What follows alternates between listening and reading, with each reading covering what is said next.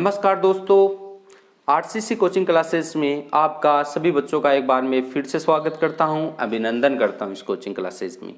तो जितने भी बच्चे मेरे को देख रहे हैं, इस वीडियो को देख रहे हैं, प्लीज़ इस वीडियो को ज़्यादा से ज़्यादा लाइक करें, शेयर करें। और जो नए बच्चे आज इस प्लेटफॉर्म पे आए हैं उन बच्चों का बहुत ज़्यादा स्वागत है। और वो बच्चे जल्दी से जल्दी इस चैनल को सब्सक्राइब कर लें और बेल आइकन को भी प्रेस करें।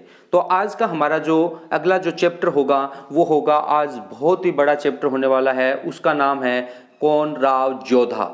जो जोधा है उनके बारे में हम पढ़ने वाले हैं। ठीक है जी। अभी आपको पता है कि ये काफ़ी ज़्यादा सीरियल में भी आता है, जोधा अकबर देखा हुआ होगा आपने। तो वहाँ से भी हम पूरी डिटेल लेने वाले हैं। सबसे पहले हम बात करने वाले हैं जो नेक्स्ट हमारा जो शासक बनता है मारवाड़ का, उसका नाम है क्या, फटाफट बताओ, राव जोधा।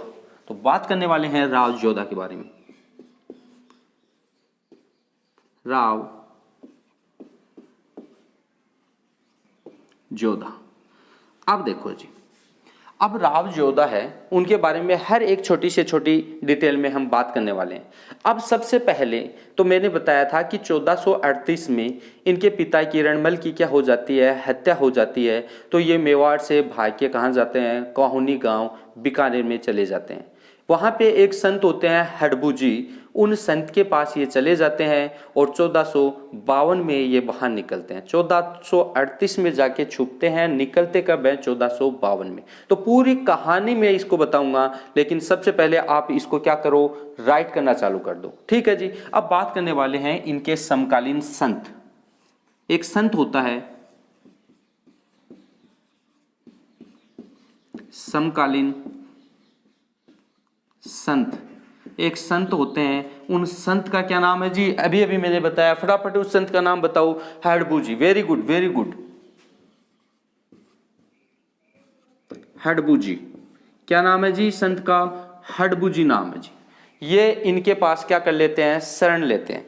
अब बात करते हैं कि ये क्या करते हैं, जोधा है उसको आशीर्वाद देते हैं। क्या आशीर्वाद देते हैं, मंडोर पे विजय करने का आशीर्वाद देते हैं। तो हडबू जी के बारे में बात करते हैं सबसे पहले। ठीक है जी, मैं यहां से नंबर लगा के बात करने वाला हूं, हडबू जी के बारे में ही बात चलेंगी। ठीक है। हडबू जी ने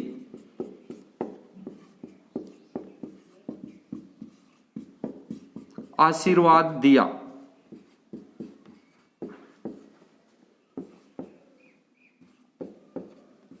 मंडोर विजय का। किसको दिया भैया, जोधा के बारे में बात चल रही है। तो मंडोर पे विजय करने का आशीर्वाद दिया। किसने दिया, हडबूजे ने इनको आशीर्वाद दिया। किसको, राव जोधा को। दूसरी बात करते हैं कि जो जोधा है उनको जो हडबूजी है उन्होंने एक कटार भेंट की। कटार आपको पता है ना, इतनी सी छोटी होती है लेकिन इंपॉर्टेंट होती है। वो आशीर्वाद के ऊपर था।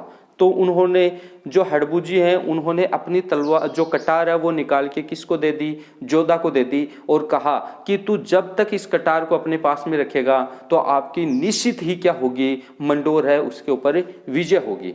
ठीक है। तो इन्होंने क्या दी, हडबूजी ने जोधा को कटार भेंट की। क्या की, एक कटार भेंट की, याद रखना। ठीक है। अब बात करते हैं, अब क्या होता है, जोधा है वो मंडोर पे विजय प्राप्त कर लेता है। और विजय प्राप्त करने के बाद में एक गांव होता है बेगरी। कौन सा गांव, बेगरी, जो कि जोधपुर में आता है। वह उपहार के रूप में हडबू जी को प्रदान कर देता है या दे देता है। ठीक है जी।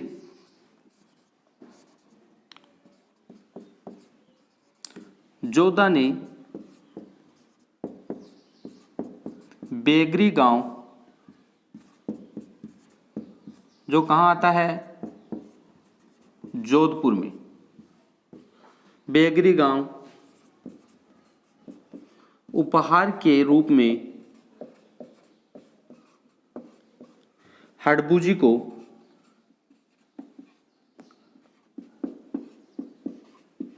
भेंट करता है।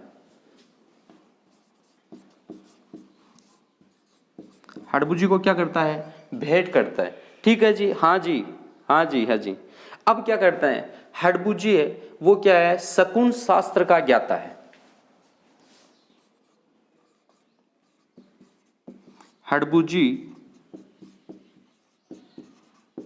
शकुन शास्त्र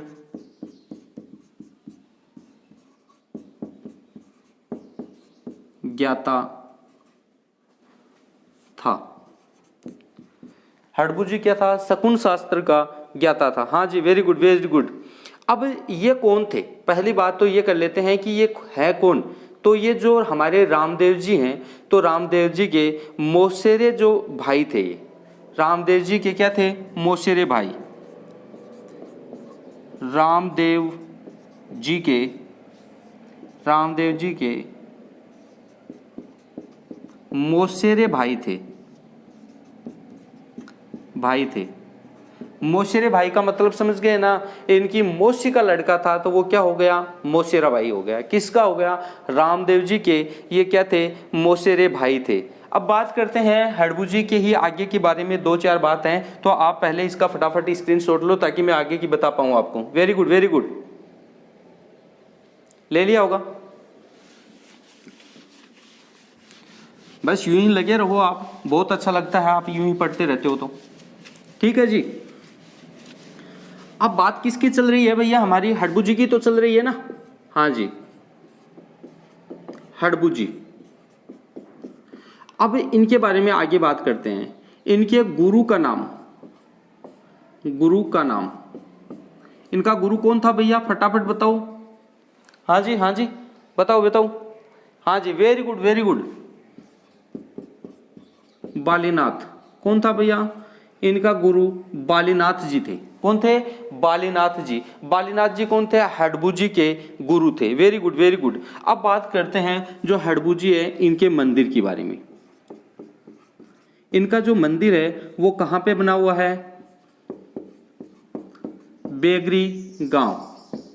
कहाँ पे बना हुआ है, बेगरी गांव। और बेगरी गांव कहाँ पे है, अभी अभी आपको बताया है, जोधपुर में स्थित है। ये मैंने बता दिया। बेगरी गांव कहाँ पे स्थित है, जोधपुर में स्थित है। और इसका जो निर्माण करवाया था वो किसने करवाया, अजीत सिंह ने करवाया।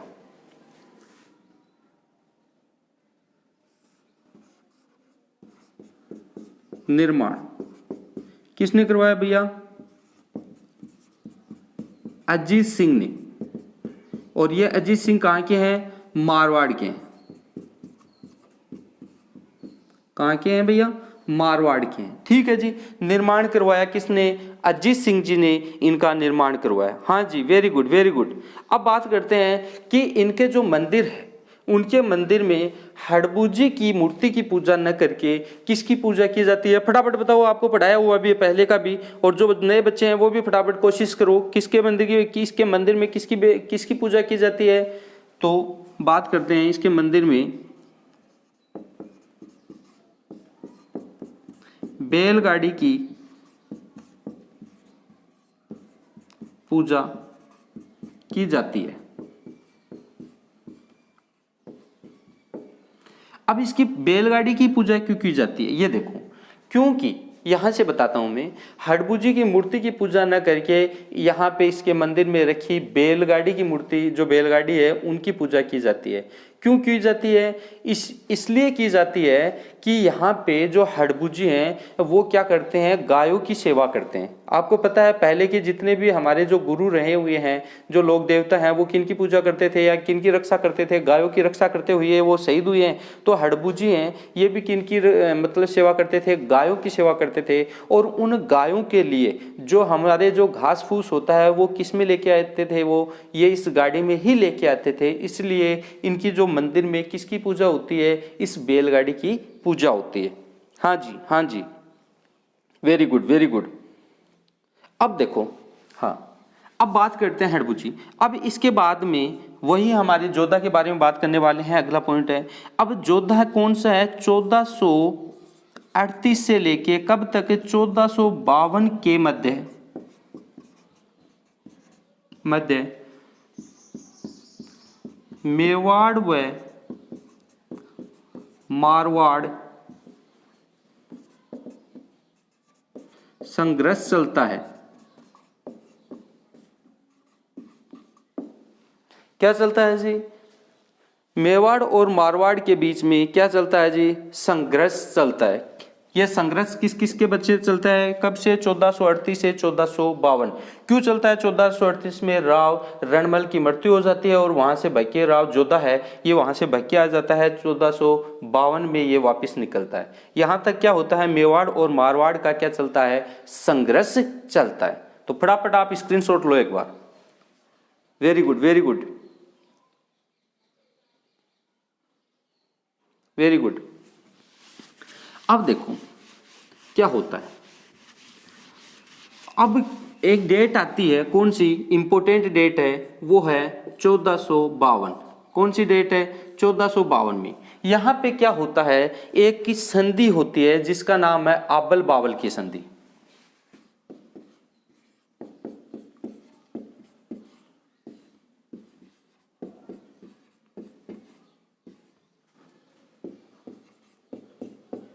आबल बाबल की संधि, ठीक है। तो ये आबल बाबल की संधि है, ये किन किन के मध्य होती है?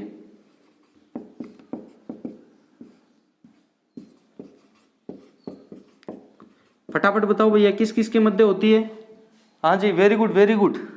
तो किन किन के मध्य होती है? ये जोधा और किसके मध्य होती है? राणा कुंभा के मध्य होती है, ठीक है जी। इन दो व्यक्तियों के मध्य होती है। अब सुनो जी बात, यहां से बात करने वाले हैं हम क्या, वो देखो आप। हाँ जी, वेरी गुड, वेरी गुड। हाँ जी, अब ये जो आबल बाबल की संधि है, ये किसने करवाई? बताओ, किसने करवाई? किसने करवाई? फटाफट बताओ आप। हाँ जी, वेरी गुड, वेरी गुड। हाँ हाँ, किसने करवाई? हंसाबाई ने करवाई। हंसाबाई ने, हंसाबाई ने ये क्या करवाई थी? आबल बाबल की संधि करवाई थी। अब ये आबल बाबल की हंसाबाई ने क्यों करवाई? क्योंकि भैया आबल बाबल में जो मारवाड़ और मेवाड़ है, इन दोनों के बीच में कौन थी? हंसाबाई थी। अब जो हंसाबाई है, इनका पीहर तो कौन है? मारवाड़, और ससुराल कौन है? मेवाड़, ठीक है। अब बात ये करते हैं, जोधा है, इनकी तो क्या लगती है? हंसाबाई बुआ लगती है, ठीक है। और राणा कुंभा की दादी लगती है। तो इन दोनों के मध्य क्या होता है? संघर्ष होता है। तो हंसाबाई से देखा नहीं जाता है। एक तरफ तो कौन है? इनका पोता है, दूसरी तरफ आपको पता है दोनों क्या होते हैं? दोनों के मध्य संघर्ष होता है। तो ये देखती है कि इन दोनों को क्यों ना एक ही किया जाए, ये बात सोचती है। तो ये किसने करवाई? हंसाबाई ने करवाई। और हंसाबाई कौन है? किसकी पत्नी है? राणा लाखा की है। पता है ना, मोकल पैदा हुआ था इनसे। Very good, very good. हाँ जी, हाँ जी। तो किसने करवाई? हंसाबाई ने। और ये क्या थी? पहली बात तो है, ये क्या थी? आबल बाबल की संधि आपको पूछ ले, क्या थी? क्या थी भैया? ये मेवाड़ व मारवाड़ की सीमा का निर्धारण। मारवाड़ व मेवाड़ की सीमा का निर्धारण करना ही क्या था? ये आबल बाबल की संधि थी। ये बात होती है। अब होती है ये कि ये कहां पे हुई?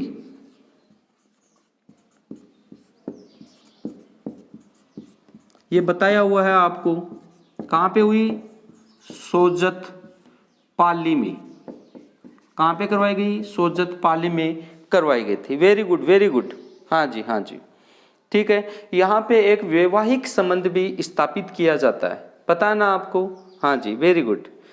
हाँ जी, कोई नहीं है, यहाँ तक हमारी बात हो गई।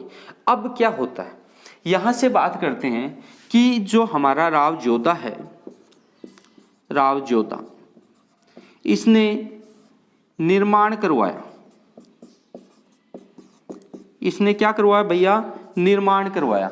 और किस चीज का निर्माण करवाया इसने? बताओ फटाफट। हाँ जी, मेहरानगढ़ का क्या करवाया इसने? निर्माण करवाया। मेहरानगढ़ का क्या करवाया जी? निर्माण करवाया। और मेहरानगढ़ कहाँ है? जोधपुर में। कहाँ पे है जी? जोधपुर में। ठीक है जी, वेरी गुड। मेहरानगढ़ का दुर्ग का निर्माण करवाया। और ये बात आपको मैं बताऊं कि जो मेहरानगढ़ का दुर्ग है उसका जो पत्थर है, जो पहला पत्थर है यानी उसकी जो नींव है वो किसके द्वारा रखी गई। ये कहा जाता है कि जो मेहरानगढ़ है उसकी नींव यानी पहला जो पत्थर है वो किसके द्वारा डाला गया था। हाँ जी बताओ। हाँ जी, very good very good, Karni Mata के द्वारा। नींव किसके द्वारा, करणी माता, या फिर इसका दूसरा नाम है रिद्धिबाई। करणी माता का दूसरा नाम क्या है भैया, रिद्धिबाई के द्वारा क्या डाला गया, इसकी नींव डाली गई। हाँ जी, वेरी गुड वेरी गुड। हाँ जी, अब मेरे को आप ये बताओ कि जो करणी माता है उनका जो मंदिर है वो कहाँ पे बना हुआ है। हाँ जी बताओ, फटाफट बताओ आप, करणी माता का मंदिर कहाँ पे है। Very good very good. तो इनका जो मंदिर है, मंदिर कहाँ पे है, देशनोक। देशनोक कहाँ पे है, Bikaner. Deshnok Bikaner, very good very good. बहुत बढ़िया आ रहे हैं आपके जवाब, बहुत बढ़िया, शानदार तरीके से आप पढ़ रहे हो भैया, आपको कोई नहीं रोकने वाला। आप, मैं कहता हूं कि एग्जाम को आप फाड़ दोगे, देख लेना एग्जाम थरथराएगी, आप एग्जाम में बैठोगे तो। बहुत बढ़िया। आपको यार कौन हराने वाला है, मेरे को ये बताओ। कोई नहीं हरा सकता आपको, क्योंकि अभी बच्चे क्या है कि शांत तरीके से बैठे हैं और आप लोग क्या कर रहे हो, पढ़ाई कर रहे हो। इसका मतलब है 50% तो आप क्या हो गए, सक्सेस हो गए भाई। तो और यदि आपको ये वीडियो पसंद आ रहा है तो फटाफट इसको लाइक करो और शेयर कर दो यार, फटाफट, बार बार में थोड़ी बुलाते हो आप। हाँ जी, वेरी गुड वेरी गुड। हाँ जी, फटाफट स्क्रीनशॉट लो भैया, ले लिया होगा। हाँ जी, वेरी गुड। अब जो राव जोधा है उन्हीं के बारे में बात करते हैं। राव जोधा,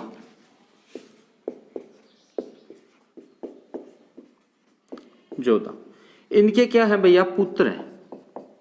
ठीक है, अब इनके पुत्र हैं, इनकी संख्या तो देखो लिमिटेड है, क्या बहुत सारे हैं, लेकिन जो हमारे लिए तो दो इंपॉर्टेंट है उनके बारे में बात करते हैं। एक का तो नाम है राव दुदा,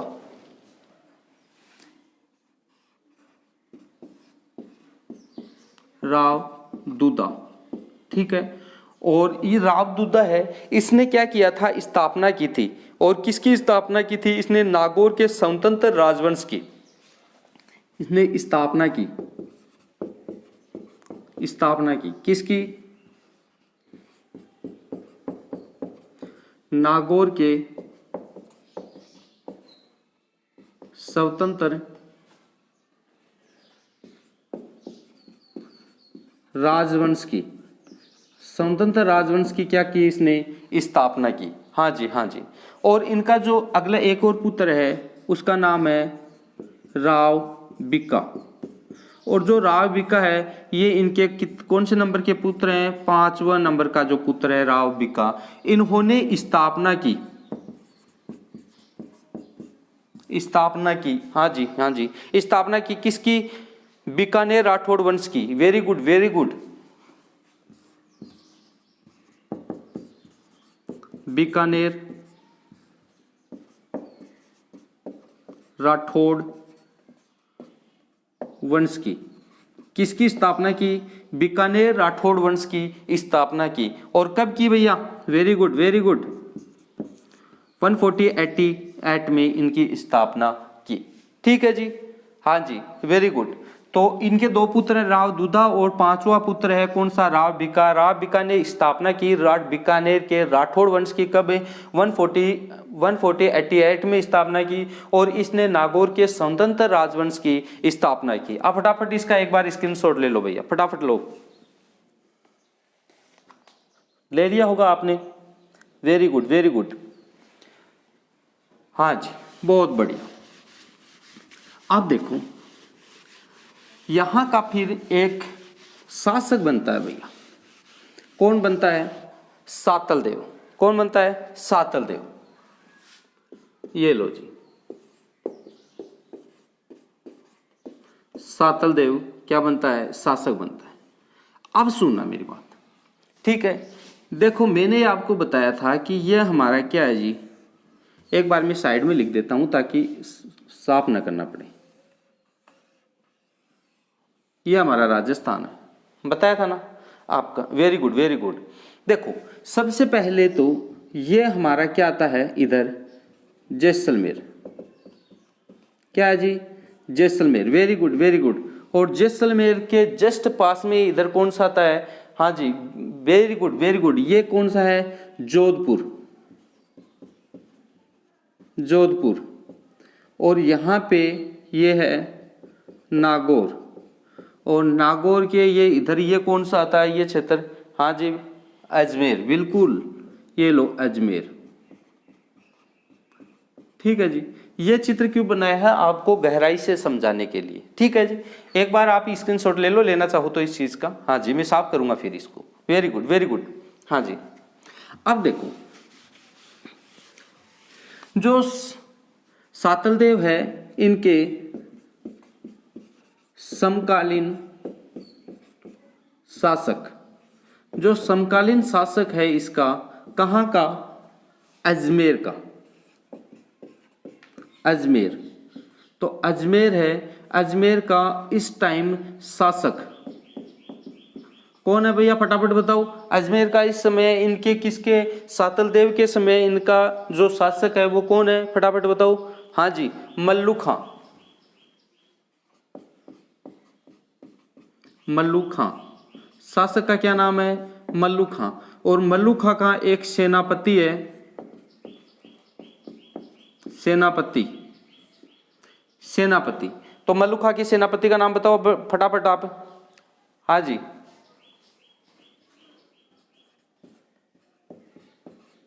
गुडल्ले खां।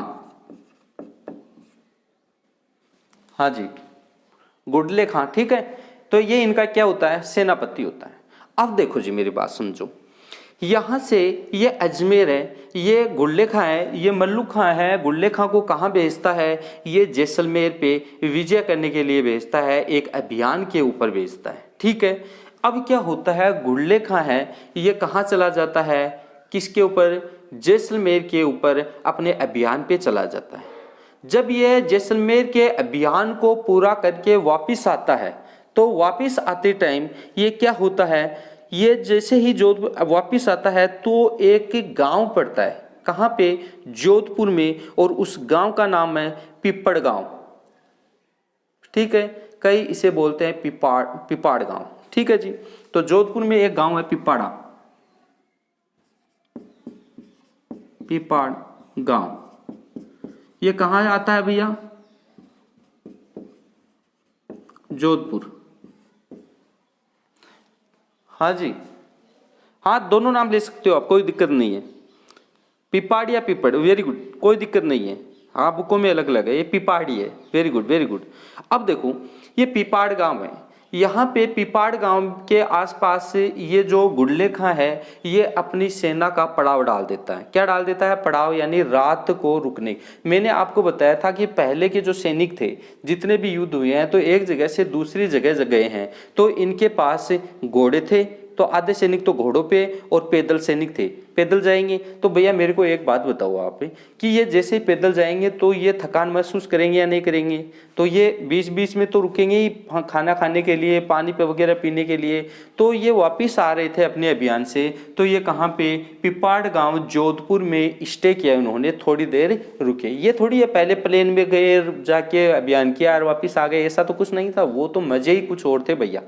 देखो आप कई बार क्या होता है कि जैसे अपने दादू जी के पास और उनके पास बैठ जाते हो, तो आप मतलब उनको पूछना है कि दादू जी आप अपनी बारात लेके गए थे, तो उस बारात में किसके ऊपर बैठ के गए थे, तो वो या तो बोलेंगे कि भाई आजकल तो था नाट्य काम ही थे, तो मेरे को नहीं क्या कहेंगे कि तो गाड़ी लाओ और बाने सजाओ और करो, मैं तो है ना ऊँट पर जाया करता। और कई कई तो थाने यहाँ का भी शख्स मिल जाएगा कि मैं पाड्डा पर जाया करता। पाड्डो तो कई कई जानता होगा, ठीक है ना। हाँ नहीं जानो तो बता दो, रहते बता दो। हाँ जी, बात ये है। अब क्या है, दादू जी ये बोलेंगे कि भैया या तो हम पैदल जाते थे और या फिर ऊंट के ऊपर जाते थे, और जो बाराती होते थे ना वो पैदल जाते थे। लेकिन मेरे को एक बात बताओ, उस टाइम क्या होता था, बारात है अगले के 2-3 दिन रुकती थी, और बारात में हमें क्या खाने को मिलता, ये आपको पता है, लावसी जानते हो क्या? हाँ, खीर। खीर तो बहुत बड़ी बात हो जाती थी। सुसला जानो ना? हाँ, वेरी गुड वेरी गुड, लाल पड़ा है टाबरा के।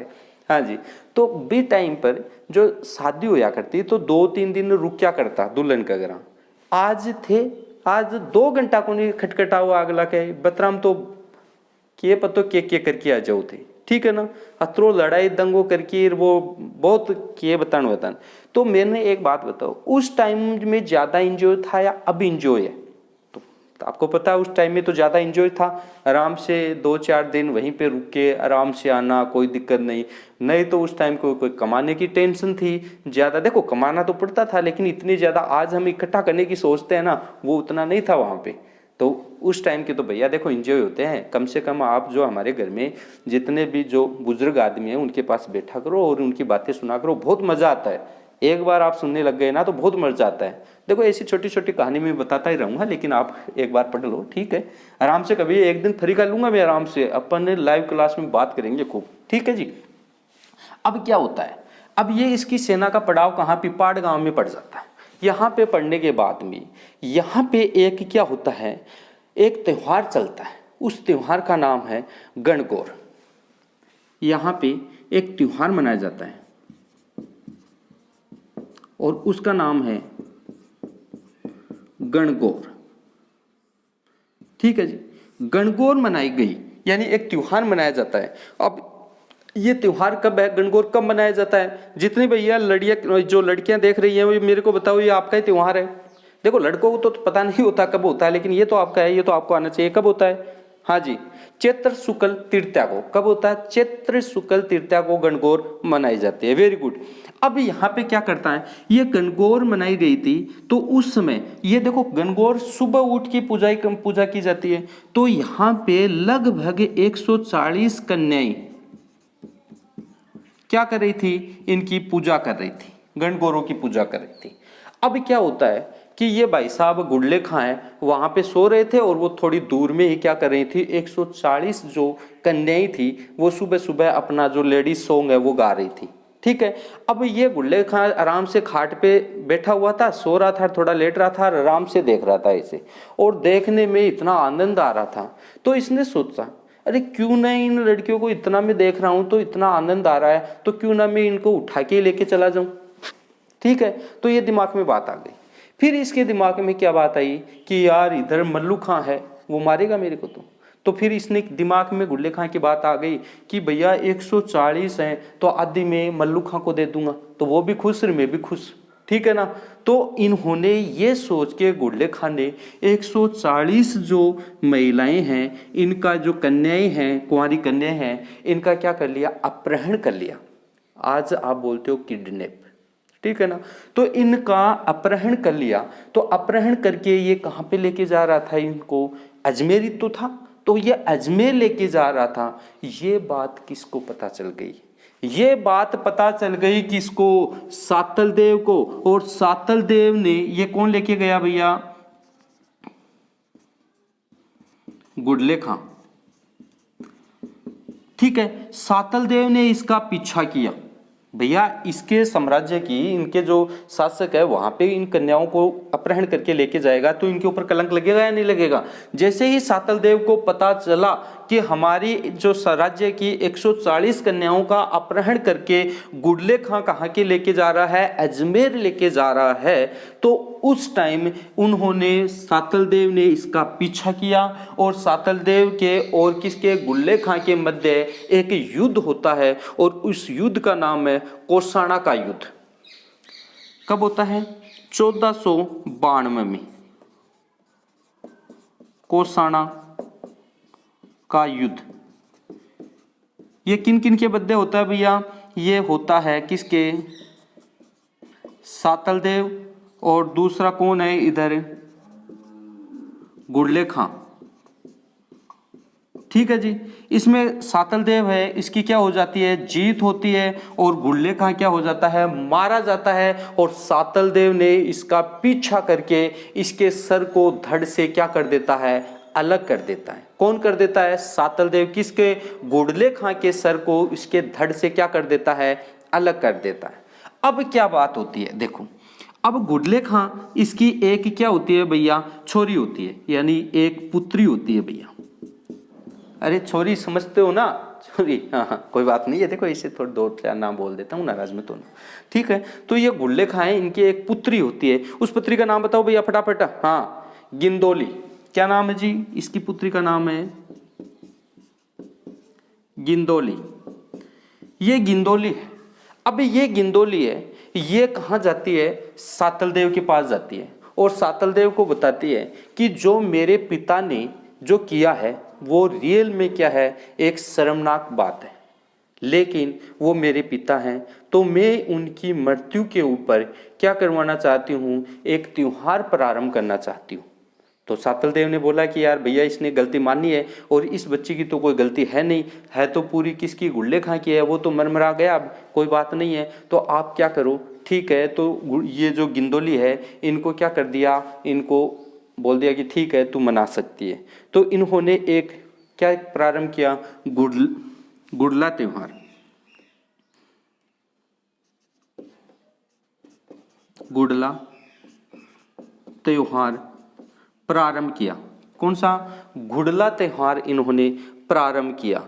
और गुडला जो त्योहार है वो कब मनाया जाता है? चैत्र कृष्ण अष्टमी को। कब मनाया जाता है? चैत्र कृष्ण अष्टमी को गुडला त्योहार मनाया जाता है।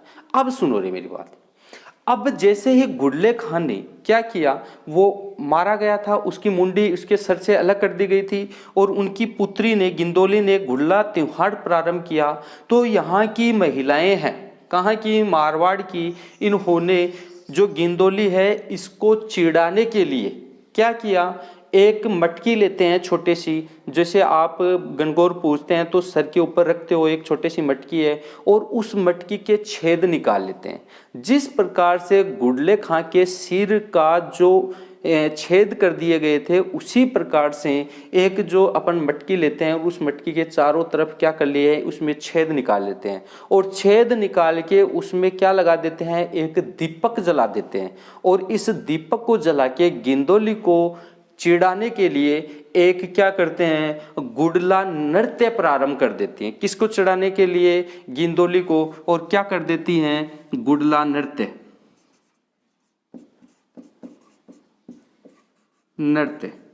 और तभी से ये क्या हो जाता है? गुडला नृत्य चालू हो जाता है। और वो गीत कौन सा है वो आपको पता है? गडुल्या घूमेगा घूमेगा सारी रात। आपको पता है ना? देखो थोड़ा आता है मेरे को, लेकिन इस तरह का एक नृत्य किया जाता है जिसमें जिस परिवार में जाते हैं वहाँ के जो भी व्यक्ति होते हैं उसमें पैसे वैसे डालते हैं। ये आपको पता है? हाँ जी, ये बात आपको पता चली। अब देखो जी, यहाँ पे ये बात करते हैं, गुडला नृत्य है और ये गुडला त्योहार है, ये एक ही दिन मनाए जाते हैं। और कौन सा है? चैत्र कृष्ण अष्टमी को मनाए जाते हैं। ठीक है जी, हाँ जी, वेरी गुड वेरी गुड। अब बात करते हैं जो गुडला त्योहार है या नृत्य है, इनको संरक्षण किसने दिया? संरक्षक किसने दिया? तो इसने दिया रूपायन संस्थान ने। किसने दिया? रूपायन संस्थान ने। रूपायन संस्थान ने इनको क्या दिया? संरक्षण दिया। ठीक है। अब इनका जो अध्यक्ष था, उस अध्यक्ष का क्या नाम है? कोमल कोठारी। अध्यक्ष कौन है? कोमल कोठारी।